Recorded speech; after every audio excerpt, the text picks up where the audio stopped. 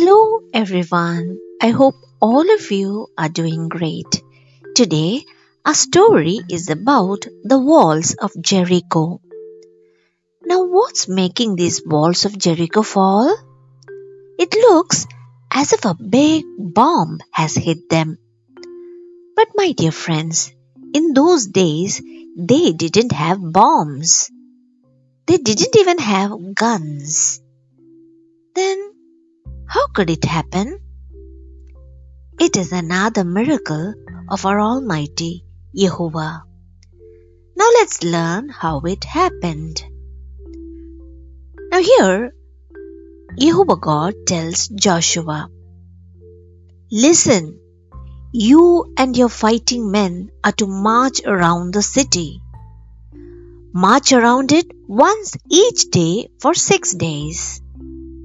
Carry the Ark of the Covenant with you. 7 priests should walk ahead of it and blow their horns. On the 7th day, you should march around the city 7 times. Then give a long sound on the horns and have everyone shout with a great war cry. All the walls will fall down flat." Now, my dear friends, Joshua and the people did what Jehovah said to them. While they march, everyone is silent. No one speaks a word. All that could be heard is the sound of the horns and the marching feet. The enemies of God's people in Jericho must have been afraid by hearing all the marching of these people. Now, my dear friends, can you see that red cord hanging from a window? Whose window could be that? You are right, Rahab. Rahab has done what the 2 spies told her to do.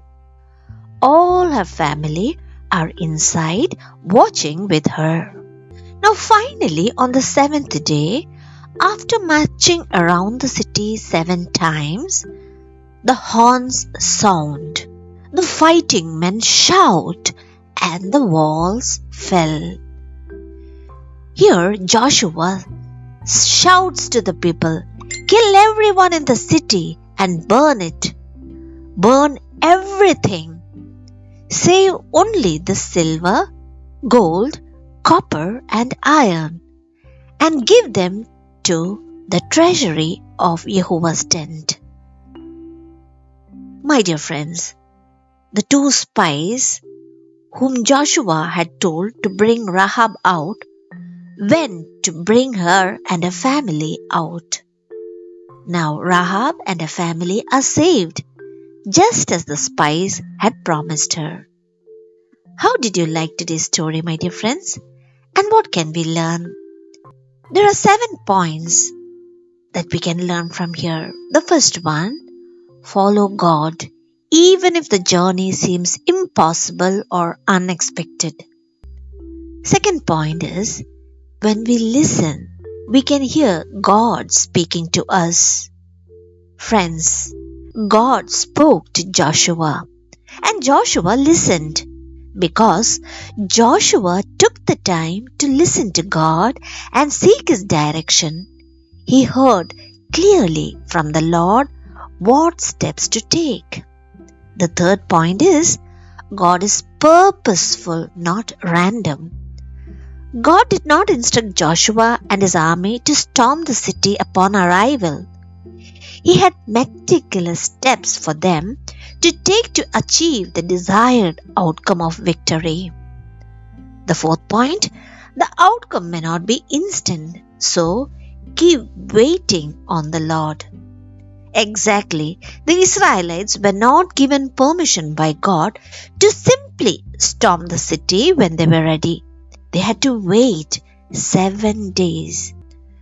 The fifth point is, we are not sufficient in and of ourselves. We need God. The Israelites could have marched around the walls of Jericho 1,000,000 times. They could have blown 1,000 horns and shouted until they lost their voices.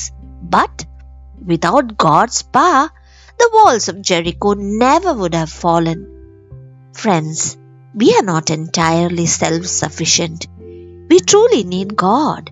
We need God to win our battles, to empower us to love others, to overcome obstacles, and to make a lasting impact in the world. The sixth point is obedience in God matters. The final point, what God promises, He will fulfill. The fall of the walls of Jericho is a grand reminder that God fulfills what He promises.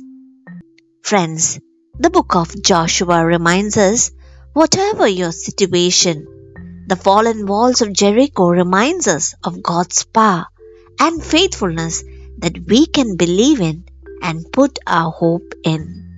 I hope you all enjoyed today's story. Until I come up with the next beautiful story, do stay safe and healthy. Your loving Bensi Auntie. Bye. Take care.